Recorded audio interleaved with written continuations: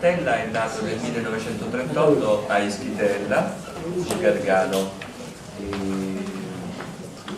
Ha scritto le sue prime poesie negli anni del collegio in Toscana.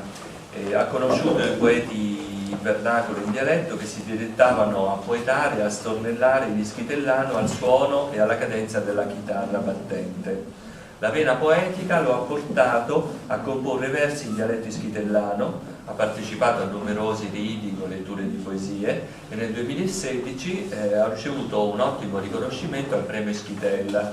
Questo premio ha permesso di confrontargli, ha dato l'occasione di confrontarsi con i migliori poeti neodialettali presenti sul territorio nazionale. Ha lavorato per oltre 35 anni negli uffici demografici del comune di Ischitella ed è autore di un libro importante per questa città ed è La cronistoria di Ischitella.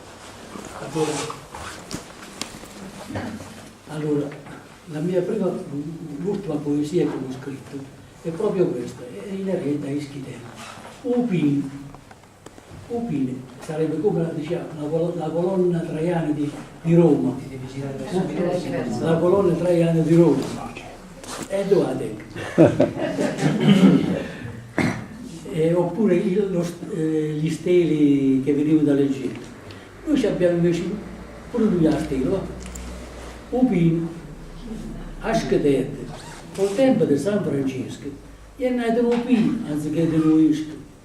Un popolo ci ha messo tanta fantasia e ha pigliato tutto in Santa Allegria. Non convento Santa Retta aiuto, perché tuo sangue è stato sentito.